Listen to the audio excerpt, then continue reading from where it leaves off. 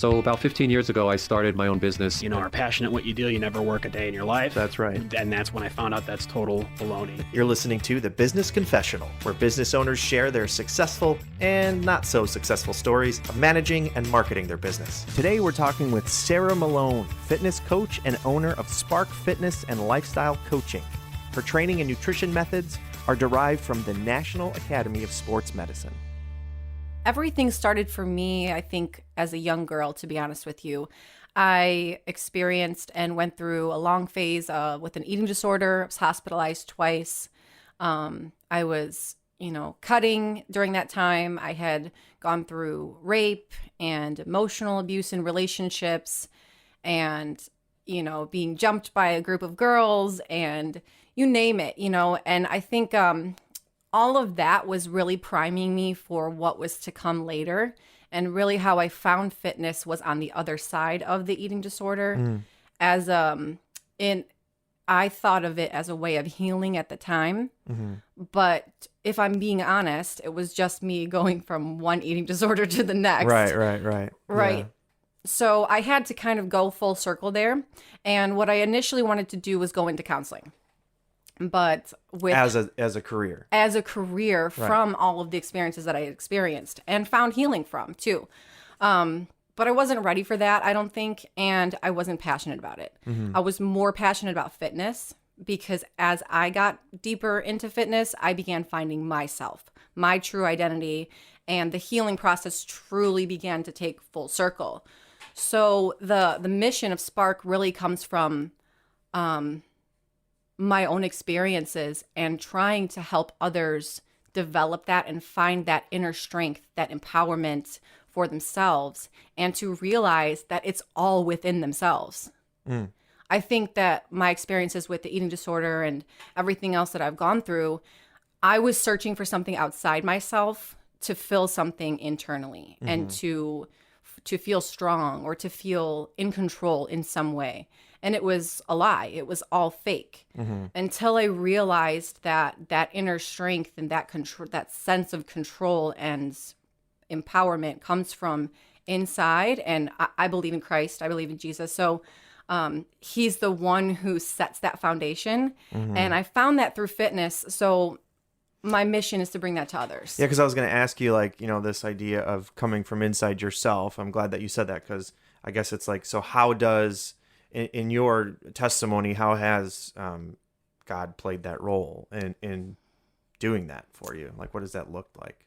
Oh man, it's a powerful journey. It's so hard to answer in a straightforward question. I think ultimately he's just shown me that he's made me perfectly the way that he's made me, and I don't have to be anything or anyone that I think I have to be for the world or for anybody else.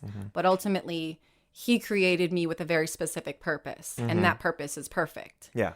And so the more you kind of dive into that and say, okay, God, why did you put me here? How did you create me? What was the design? What was your intention here? And then you start to get curious about that. Why am I here? Why am I here? What's my purpose? And you realize he had a well orchestrated, ingredients of you. And that's awesome. No, so first of all, that's a lot of crazy stuff. And the fact that you're sitting here right now and we're able to have this conversation is a testimony of God's love and mercy and Absolutely. grace for you. And so because that's just a lot of crazy stuff. Some of it I didn't even know. So for those of you that don't know, Sarah is actually my sister. So this is a special episode for me. It's, it's been really interesting, I would say, to watch your journey and just the discipline of running your business and, taking care of all this other personal stuff too. What has been, I guess, the biggest learning curve you've had to overcome when it comes to running your business and managing it specifically? In Spark, I think actually my biggest challenge right now is wanting to do too much. So I think naturally I would I would spend like 5 hours with one person and I would just go all in, right? And I think that I overextend myself to the point where I leave myself empty. And I think that the biggest, and to me, I'm like, okay, well, I think that's a good problem to have. But also at the same time, I have to be conscious because I truly do want to impact the world Right. in a positive way. Right. And not just, well, it is one person at a time, to be honest with you. It's one person at a time. But I do have a vision to help more people and help in a bigger way in the world, whether through missions and volunteers and giving back resources. So I think managing my time to make sure that I'm not overextending myself, spreading myself too thin, because I know that if I'm not full, then I can't pour out. Right. So I think it's that balance, to be honest. Right. I think that, finding balance for business owners is, I still struggle with it, and it's one of the hardest things. Have there been any specific tools or resources that you've utilized or found that have helped that discipline? Yeah, I think tools, yes. Because it's like there's books everywhere, right? Like this Yeah. person's opinion on how to do this and that. And there's a lot of good stuff out there, and there's a lot of stuff that doesn't necessarily work for everybody. For sure. But I guess what have you found that's worked for you? Books have been helpful. And I think what I've realized is because I have sometimes too high of a standard for myself where I'm listening to something and I feel like I have to get every single tool out of it. Yeah. And I just had to realize, like, if you can get one tool or one thing that you implement daily out of this book, then it was worth the read. And I've done that. I found a couple really good tools in planning.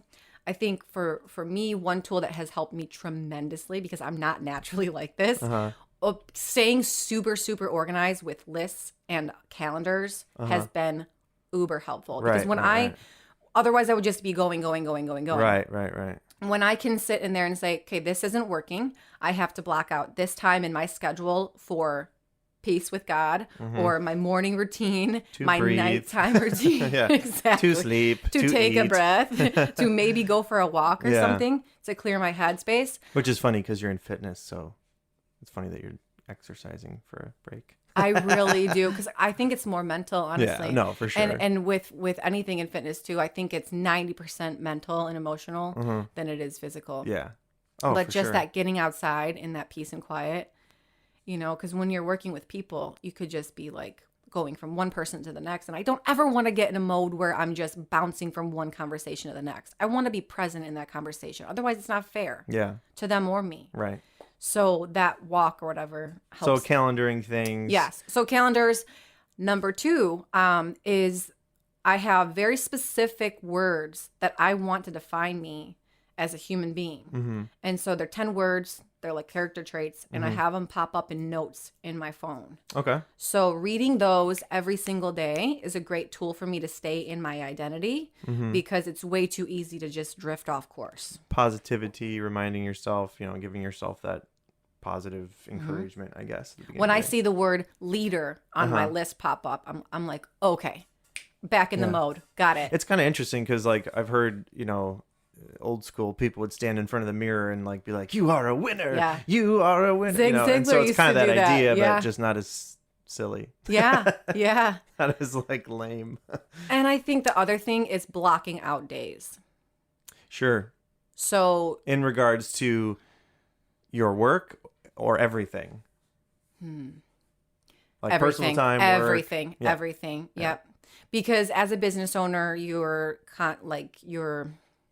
really do need a little bit more alone time than most people. That's why I work in my basement by myself. Yeah.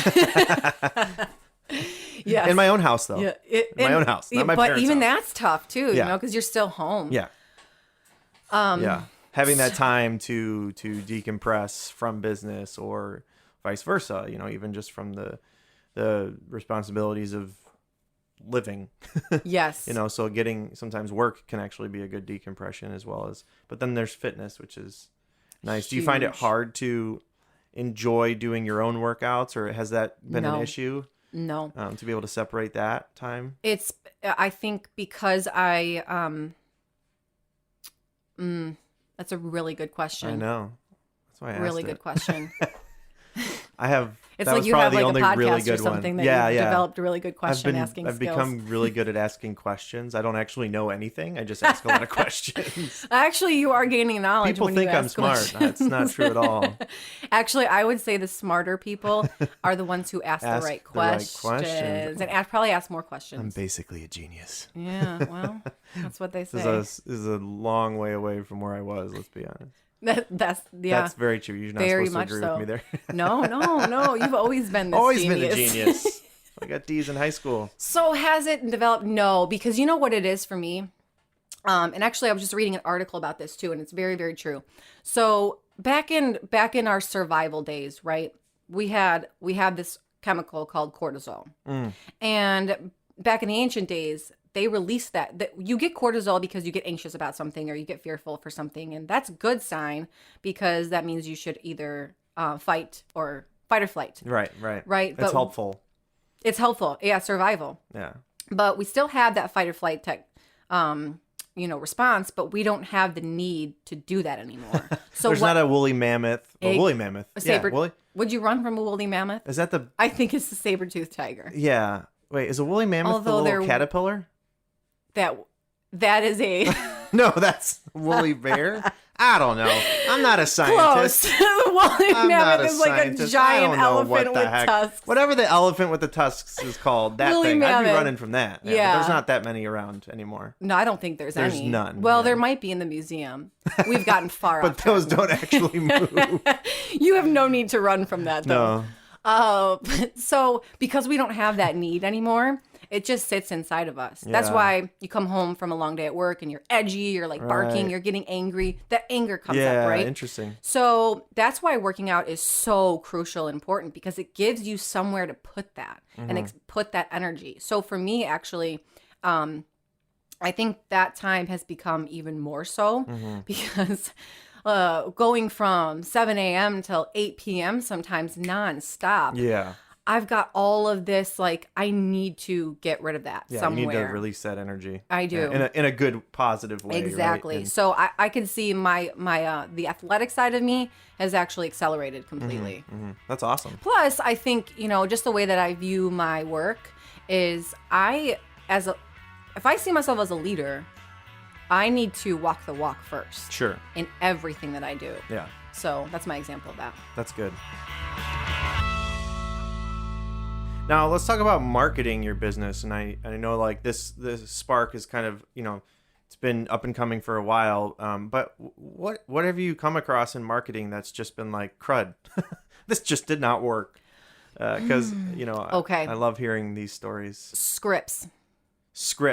Yes. Explain yourself. So Because there's two types of scripts. Like talking scripts or like coding scripts. like following a format for your Okay. social media posts. Okay, I think so- it's super cheesy and inauthentic, Mm-hmm. and it just screams, "I'm trying to get something from you." So like give me an example.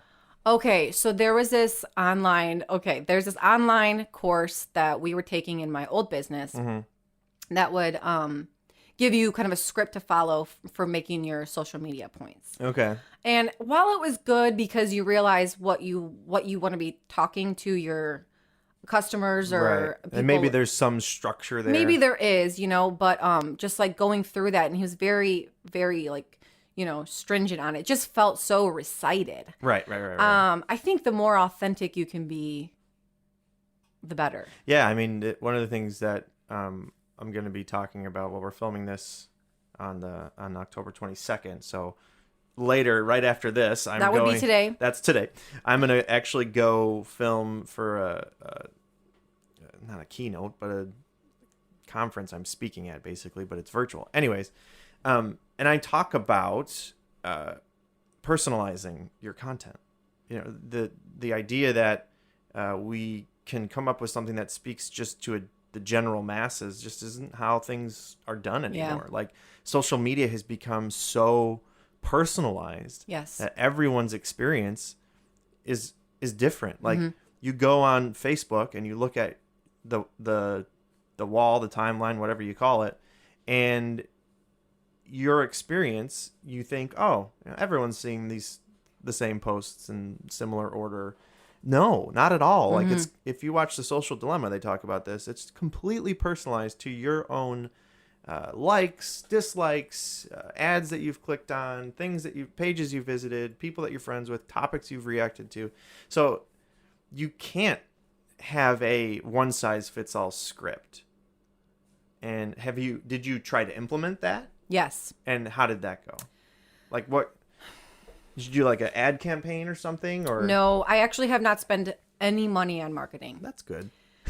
And well, in that way. Right. I've spent money on production value. Sure. But I think that's important. But that specific that specific channel, no, not one single dime. Because in my old business, yes, but it never worked. Right. Because it was, I don't know. It wasn't personal. It wasn't personal. Yeah. It was disengaged. It was inauthentic. It was manufactured. Manufactured, is the word. that's a good word. And I think people can sense that from a mile away. Of course. And so, yes, I did try it. And two things happened. I didn't get the response that I thought I would. And I felt dead inside. I felt dead I felt inside. like a robot. That's a problem. Yeah. Like I'm putting out this content that to me was kind of personal, but now I'm chopping in this script for it it's not personal. Right. And I'm like, this is not this is not connection. That's going to come across, of course. Yeah. Like when you're not even passionate about what you're talking about. Yeah. Yeah, it is an interesting thing. Like there are a lot of, I see this too on, every now and then I'll get an ad that comes up that's like a year's worth of social media content. Yeah. And I'm thinking, what? Why? Like, what?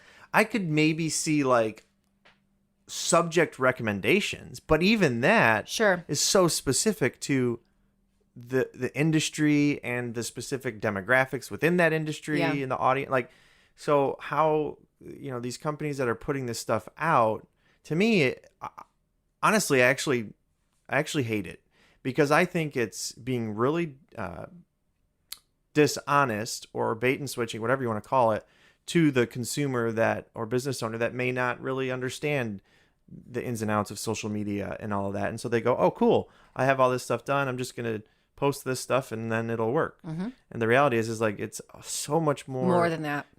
Yeah. And it takes my big, preaching thing is it takes relationship. You have to have relationship. 100%. If you don't have relationship, just like anything else, like no one's going to really listen to you. Mm-hmm. Unless you're just like the most suave person in the world and you're handing out, $100 bills to everybody, but really then it's not even authentic there. It's, so it's so surface level. And that's what it is I think what it's shifted into is like everybody's looking for candy when what they really need is a meal, right? A nutritious meal, right? And that meal is connection and relationship. Mm-hmm. And that candy is like the like and the ding and the great photograph. And it's like, I look on social media sometimes and I see pages with like 3 million followers. And I'm like, what is here? How did this happen? Right. It's crazy. But I think when you're not looking for followers, when you're looking for connection, it's a totally different game. It's not even the same game anymore. Yeah. Now you're not even playing the same quote unquote game. I think one line that stood out to me that I heard was document, don't create. So I've taken that really seriously. In what regard? Like, how does that play out for you? In life, I think, and in social media. So instead of trying to create content, document your life and your journey and then put that out there. Yeah. And be transparent. And I think when you're coming from, transparent and authentic. Relatable. Yep, exactly. And what's funny is I think coming at it from that lens is I've actually begun to experience more of life. Yeah, sure. Because then I'm like, okay, well, social media, whether I like it or not, is a part of this business world. It's a part of my life. The world. It's a part of my life. It's not going anywhere. I've got to do it. Regardless of if Facebook or Instagram are actually around, the idea of social engagement or some sort of camaraderie, it's evolved, but it's always going to be around. Yeah. The need for social interaction, whether it's on your phone or in person or in a virtual reality world that I am trying to build, but I have no clue how. Welcome to the world of business. Yes, so. I mean, that's just it's always going to be there because that need for human connection is always going to be there, which I think on a faith level ultimately stems to the need for the connection with God. But 100%. But that's a whole nother podcast. That will be a 3-hour one. I'm not qualified to have that conversation. But yeah, so I think you're completely right. It's authentic relationships. It's showing your life, because what happens is two things. One, your target client, or who you really want, even if you don't know it or haven't defined that yet, they're automatically going to be drawn to you. You got it. Because they're relating to your story. Yes. And so those are going to be the people you're going to want to work with anyways. And then I say that profit and sales and all that stuff is the fruit of relationship. Yes. It's not the goal. 100%. It's the fruit of relationship. I It will completely happen. agree. It will happen. Yep. If you are genuine, I say in my talk, if you actually genuinely care. Like really actually care. Not Yes. like, oh yeah, no, I care. Like, do you really in your heart, if they didn't buy from you, would you still care about that person? Would you still put the time into them? Yes.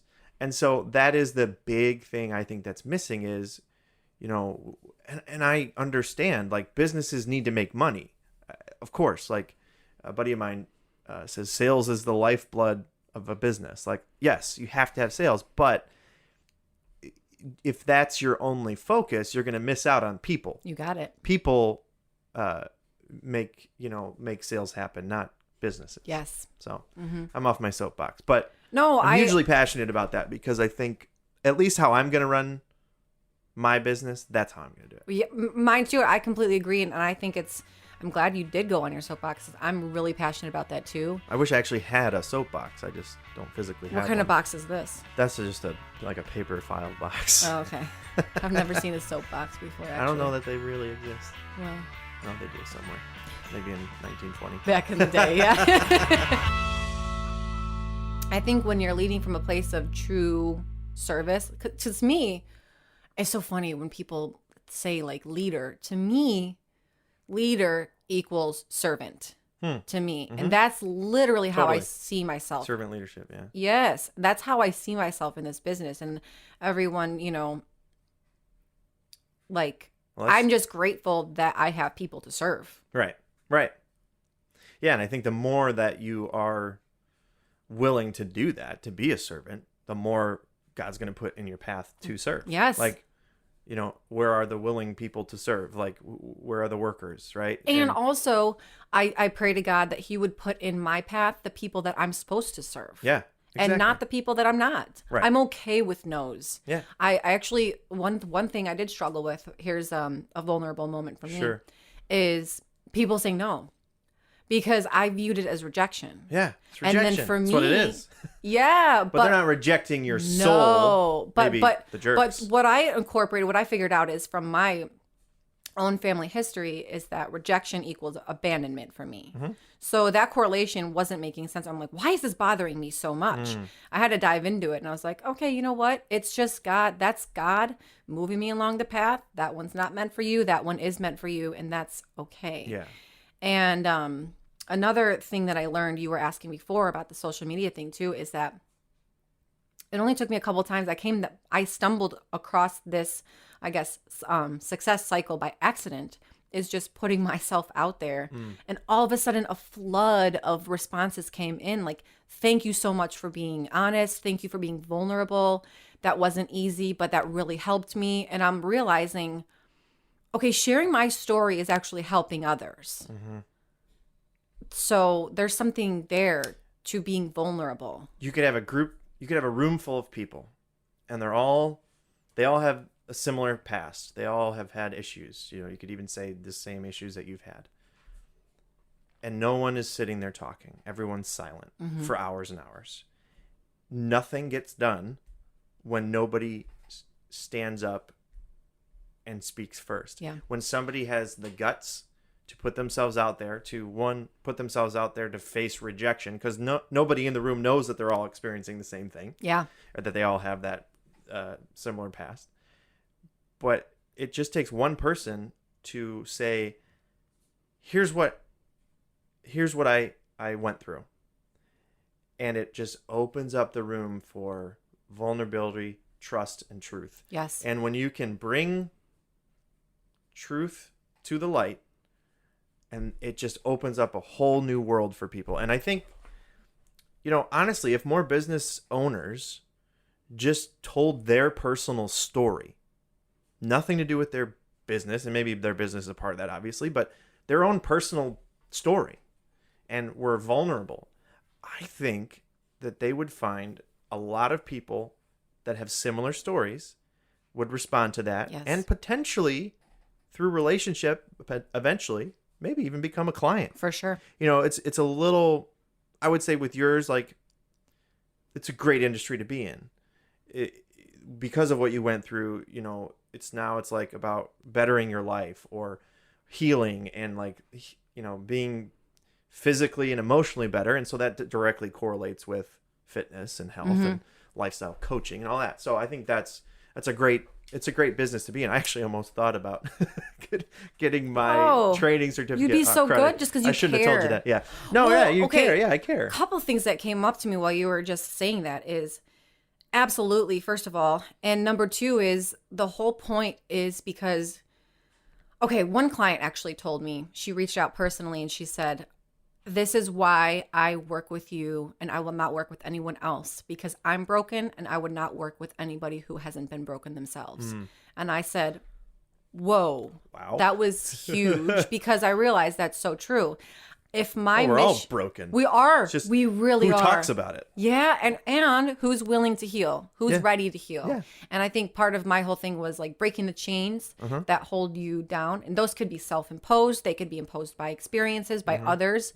They can come from so many various places, but freedom, right? I always say freedom and fitness, but it's a double whammy because it doesn't take as much time and like obsession as people think that it does to have a peak level physique. Right. You just need to be willing to do the work. Yeah. Just follow. It's pretty simple. And just have some good habits. Right. Have good habits. That's all it is. And put some structure around it. That's all you got to do. And then the second part of that is freeing yourself from any chains that hold you down or hold you back from being the person that God created you to be. Stop carrying around a dead thing, right? Like, that your past and the wounds and all that stuff, or the struggles that you've had. Yeah. Perhaps. Use it. If they're dead, stop carrying it around. Like, Yeah. And get rid of it. 100%. Throw it away. Get rid of it, or say, okay, how... Let it fuel your passion. How does God want me to use this? How did this experience transform me and make me who I am today, which is going to do this great thing? Because God doesn't put anybody through hard stuff if he doesn't have a plan for it. Sure. At least he'll make one. He can use it. He will use anything. For his glory. Yeah. And then the second part of that was, if my mission is to help broken people find themselves and create change in themselves, then why would I try to portray myself as this perfect person? One of the things that drives me nuts, I just have to say this, is when people put me on this pedestal. Like, oh, but you are... Oh, but I can never look like that, or but you're this, and You have a six-pack. I am no different. I am a human being. We all have six packs. You just can't see most of ours. But even just with everything, I'm just like, no, don't do that. Do not idolize me because I'm a human just like you are. Yeah. And I'm here to walk with you, not over here in some fantasy land. It's completely achievable and graspable for you. Yeah. And my job is just to show you what's already Show inside you the of way. you, have you grab that and go with it. Yeah. Yeah. Yeah. That's awesome. Well, look, this has been amazing. I think this is the longest conversation we've had in a while. No, that's not so true. sad. No, that's We're not brother true. and sister. I don't know. Well, Well, we're doing our own thing. Yeah. Yeah. I mean, I live in my basement, apparently. I This is live all in the do. gym. I haven't left here in 4 years. I can tell. Yeah. I'm just kidding. Pay no attention to the cot in the corner. It's, Good thing we're not videoing yeah, this one. yeah. You look good. I don't look so well, but that's why I have a face for radio. It's That's a what they mental tell me. thing. Yeah. No, so thank you for coming out, and we're definitely going to check in later again and see how things are going with Spark, and thanks for sharing your story. 6 months. 6 months. We'll check. 6 months will be in a completely different spot. All right. 6 months. Put it down on the. You better schedule it now. You got it. Time. The slots You know are filling up. You know Please, somebody who's schedule yours an or mine? appointment. Both. So if people want to train with you and get a hold of you and find find you, where do they go? So right now I'm on Instagram and Facebook only. The website is still being launched. Woohoo! So Sarah_fitness coach for Instagram. And then you can find me at Sarah Malone on Facebook. Awesome. Thank you, Sarah. Thank you. Thank you. Be sure to follow us on Facebook and Instagram at Summerfield Pro. You can catch this episode and all others like it at iTunes, Google Play, Spotify, Stitcher, TuneIn. Just search The Business Confessional. And as always, thanks for listening.